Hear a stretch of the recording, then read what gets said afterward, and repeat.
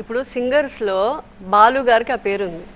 అవునవును, ఆయన ఎన్టీఆర్ ఆయన ఎవరికి పాడినా, చిరంజీవికి పాడినా లేకపోతే వెంకటేష్ కి పాడినా, ఎవరికి పాడినా వాళ్ళే పాడుతున్న ఫీలింగ్ కలుగుతుంది. మళ్ళీ విడిగా వింటే బాలు గారి వాయిస్ అనేది తెలిసినప్పటికీ ఆ క్యారెక్టరే పాడుతున్న ఫీలింగ్ కలుగుతుంది. అది సేమ్ మీ విషయంలో కూడా సక్సెస్ అయింది. మీ తోటి కళాకారులందరూ కూడా మిమ్మల్ని అదే విషయంలో స్పెషల్లీ అప్రిషియేట్ చేస్తారు, మీరు కావాలని అందుకే కోరుకుంటారు.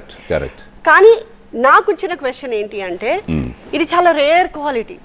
అందరూ పట్టుకోగలుగుతారా ఆ పాయింట్ ని? ఏంటది మీరు పట్టుకున్న ఆ విభిన్నమైన పాయింట్ ఏంటి? ఎందుకంటే మీరు చెప్తున్న అమరీష్ పురికి ఒక ఫిజిక్ ఉంటుంది, ఒక బాడీ లాంగ్వేజ్ ఉంటుంది, ఒక వాయిస్ కల్చర్ ఉంటుంది. అదే ఒక రఘువరన్ ని తీసుకున్నా, ఒక పరేష్ రావల్ తీసుకున్నా, లేదా ఇప్పుడు లేటెస్ట్ విలన్స్ ఎవరిని తీసుకున్నా, యంగ్ విలన్స్ అవ్వచ్చు, ఓల్డ్ విలన్స్ అవ్వచ్చు, ఏజ్ లో తేడా ఉంది, క్యారెక్టరైజేషన్ లో తేడా, బాడీ లాంగ్వేజ్ లో తేడా. కానీ ఇంతమందికి ఒక వాయిస్ ఎలా సెట్ అవుతుంది అంటే బేసిక్గా అంటే ఒక డబ్బింగ్ ఒక ఆర్టిస్ట్కి నాకు, ఎందుకంటే డబ్బింగ్ ఆర్టిస్ట్ అని విడతీయడం నాకు ఇష్టం లేదు. డబ్బింగ్ ఆర్టిస్టులు ఎవ్వరూ డబ్బింగ్లు చెప్పాలని రాలేదు. అందరూ ఆర్టిస్టులు అవ్వాలి, మనం కూడా ఒక నంబర్ 1 హీరో అవ్వాలి, నంబర్ 1 విలన్ అవ్వాలి అని ఆ వాయిస్తో, దాని తగ్గట్టు మనకి భగవంతుడు పర్సనాలిటీ అనేది ఇస్తే, ఎందుకంటే సినిమా ఇండస్ట్రీకి పర్సనాలిటీ అనేది చాలా ముఖ్యం. అది ముక్కు, కళ్ళు, what ever it is, total అలా ఉండాలి మనిషి. సో ఇది ఉంటే ఇంకా అడ్వాంటేజ్. సో నేను డబ్బింగ్ ఆర్టిస్ట్ అవ్వాలని రాలేదు నేను. సో వేషాలు చేశాను చిన్నప్పుడు. నేను ఇది నా యాక్చువల్గా 49th ఇయర్. ఇది 1975లో మనిషి రోడ్డున పడ్డాడు అనే పిక్చరు.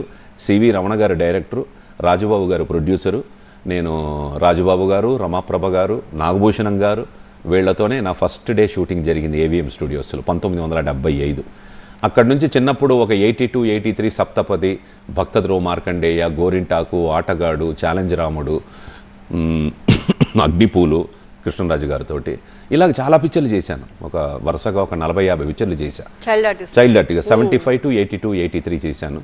మళ్ళీ ఒక 6 years అటు కానీ వయసు కాబట్టి మళ్ళీ 88 నారాయణమూర్తి గారి పిక్చరు ఆలోచించండి అని, అది 1987, 88. ఇంకా అక్కడి నుంచి ఒక 5-6 years చేశాను. చేయడం తర్వాత నేను అనుకున్న మంచి వేషాలు పడట్ల. మధురానగర్లో చేశాను నేను, శ్రీకాంత్, మన రియాస్ అని ఒక అబ్బాయి, మన చిన్న. దాని తర్వాత అల్లరి పీరియడ్లో నేను, రవితేజ, మేము అందరం చేసాం, దుర్గబాబు అంతా. కాకపోతే ఏమైందంటే నాకు కొంచెం అనుకున్న వేషాలు పడల. ఒక మంచి విలను, లేకపోతే ఒక మంచి అంటే హీరోనే చేశాను. అప్పుడు ఆ రోజుల్లో హీరోలు చేస్తూ ఉన్నాను చిన్నవి. విలన్ కూడా అంటే విలన్ అంటే ఆ ఏజ్ కొంచెం టెండర్ ఏజ్ కాబట్టి, మరి 24, 25, 26, 27 ఆ ఏజ్లో ఉన్నాను కాబట్టి అప్పుడు మైట్ బి మెయిన్ విలన్స్కి పనికి రాకపోవచ్చు. కానీ I was not satisfied with what I'm getting.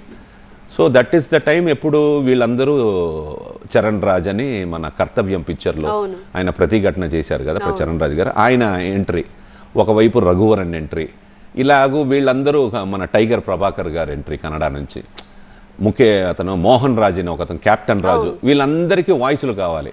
అప్పుడు అన్నయ్య, రాజశేఖరు, సుమను, రజనీకాంత్, వీళ్ళందరికీ అన్నయ్య లీడింగ్ నంబర్ 1.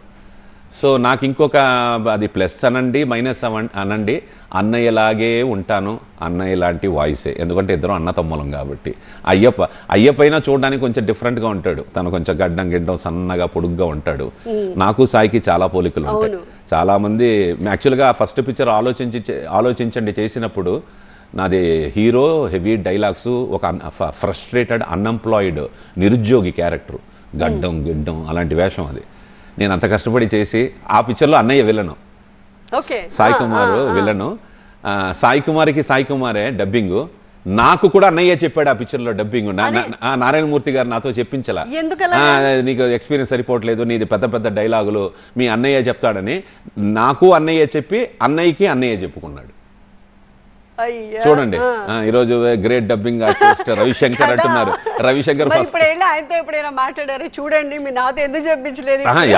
అప్పుడప్పుడు అడుగుతుంటాను. కానీ అప్పుడు అన్నయ్య చెప్తే బాగుండేది నాకన్నా. నేను చెప్పేవాడిని కానీ ఆ ఫినిషింగ్స్, ఆ లాంగ్వేజ్ మీద ఆ పట్టు అన్నయ్య ఉన్నంత లేదు నాకు. అప్పుడు సాయి కుమార్ గారి నుంచి పిక్ చేశారు పాయింట్స్. నాకు ఫస్ట్ హీరో మా అన్నయ్య. ఎప్పుడు ఇంట్లోనే ఉంటారు సార్, ఉంటారండి ఫస్ట్ హీరో.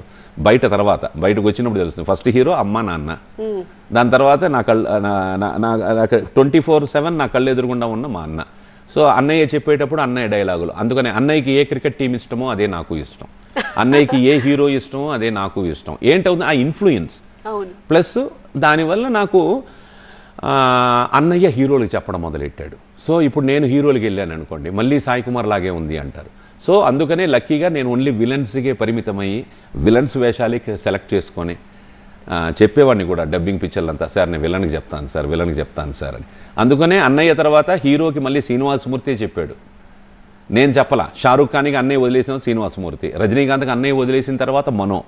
నేను అటువైపు వెళ్ళా, అన్నయ్యలాగే ఉంది కదా రవిశంకర్తో చెప్పించచ్చు కదా అనుకున్నా కూడా నేను వెళ్ళాలి అటువైపు. నేను ఓన్లీ విలన్స్ స్టిక్ అయ్యాను. అందుకే కాబట్టి ఇంకా 40 ఏళ్ళు అయినా ఇంకా విలన్స్ చెప్తున్నాను. చక్కగా మీ అన్నయ్య ఏమో హీరోల్ని, మీరేమో విలన్ని మొత్తం అంతే చేతుల్లో పెట్టేసుకున్నారు. అది నాన్నగారు ఇచ్చిన వరం, నాన్నగారు అమ్మగారు ఇచ్చిన వాయిస్ మాకు, అంతే. బ్యూటిఫుల్. ఇందాక మీరు అడిగిన క్వశ్చన్. సో ఒక భరతనాట్యం, ఒక ఏంటంటారు శాస్త్రీయ నృత్యం అంటే భరతనాట్యమో కూచిపూడియో కథక్కో ఇది కానీ సంగీతం కానీ ఒక ఆర్టిస్ట్కి చాలా పెద్ద హెల్ప్, ఎక్స్ప్రెషన్స్కి, వాయిస్ మాడ్యులేషన్కి. ఎగ్జాక్ట్లీ మనం వాయిస్ మాడ్యులేషన్ గురించే మాట్లాడుకుంటున్నాం. అవును. 4 డిఫరెంట్ క్యారెక్టర్స్ని మీ కళ్ళ ముందు పెట్టినప్పుడు ఒకళ్ళ తర్వాత ఒకళ్ళకి మీరు వాయిస్ ఇవ్వాల్సి వస్తే ఎవరికి ఎలాంటి మాడ్యులేషన్ మీరు పిక్ చేసుకుంటారు, ఎలా జరుగుతుంది ఆ పికింగ్ అంటే అది బేసిక్గా ఏం చేస్తానంటేనండి, సింపుల్గా చెప్తాను. ఇప్పుడు వచ్చాను, ఇప్పుడు మీ స్టూడియోకి వచ్చాను, ఇప్పుడు ఒక పిక్చర్ చేస్తున్నాం, మీరు అక్కడ వేశారు, ఆ క్యారెక్టర్ని నేను చూస్తాను ఫస్ట్. వెళ్ళిన వెంటనే నేనేదో పెద్ద సూపర్ స్టార్ని నా వాయిస్ ఇచ్చి వాడికి ప్రాణం పోస్తున్నాను, ఈ పిక్చర్కి ప్రాణం నేను ఇస్తున్నాను అన్న ఫీలింగ్ మర్చిపోయి మనకి ఎప్పుడు వెళ్ళేటప్పుడు ఒక బ్యాగేజ్ ఉంటుంది, ఆ బ్యాగేజ్ ఇంట్లోనే వదిలేసి వెళ్ళాం అనుకోండి ఈజీగా ఉంటుంది లైఫ్. అక్కడ ఒక ఎంటీ ఓపెన్ బాక్స్గా వెళ్తా. అప్పుడు ఆ ఒక ఆర్టిస్టు, అది సోనూ సూద్ అవ్వచ్చు, అమరీష్ పూరి అవ్వచ్చు, అమితాబ్ బచ్చనే అవ్వచ్చు, వాళ్ళ ధర్మం, ప్రతి వాడికి వాయిస్కి భగవంతుడు ఒక వాయిస్ ధర్మం ఒకటి ఇచ్చుంటాడు. సో ఆ వాయిస్ వింటా, ఆయన వాయిస్ చాలా బాగుంటుంది. అమరీష్ పూరి వాయిస్కి ఏం తక్కువ అండి, లేకపోతే ఒక అమితాబ్ బచ్చన్ గారికి ఏం తక్కువ అండి. మరి ఎందుకంటే డబ్బింగ్ ఇక్కడ చెప్పిస్తున్నారంటే వాళ్ళకి మన లాంగ్వేజ్ రాదు కాబట్టే, అంతేగాని ఆయనకి వాయిస్ లేదని కాదు, వాళ్ళకి నాకన్నా మంచి వాయిస్లు వాళ్ళందరివి. సో నేనేం చేస్తానంటే, సో ఆయన టెక్స్చర్కి, ఆయనకి ఒక టింబర్ అంటాం, వాయిస్ టింబర్, ఆయన టింబర్ ఎలా ఉంది, ఎలా సౌండ్ చేస్తున్నాడు, నేజల్ మిక్స్ అయిన బేసా, ఒరిజినల్ బేసా, ఇక్కడి నుంచి వచ్చే బేసా, ఇక్కడి నుంచి వచ్చే బేసా, నేజల్ మిక్స్ చేసిన బేసులు ఉంటాయి కొన్ని. ఓం పూరి, మొన్న యానిమల్ పిక్చర్లో ఉపేంద్ర లిమయ్యే అంత ఒక మరాఠీ ఆర్టిస్ట్ యాక్ట్ చేశాడు, వాళ్ళందరిది నేజల్ మిక్స్. నాజర్ గారిది క్యా హై ఏ సారే జహా సి అచ్చా, చూడండి బేసే ఉంది కానీ నోస్ యాడ్ అవుతుంది. సో ఇలాంటి ఒక్కొక్క ఆర్టిస్ట్కి తనకి ఏంటి పెక్యులర్గా ఉంది అది పట్టుకొని దానికి దగ్గరగా మన లాంగ్వేజ్లో చెప్పడమే, అంతే.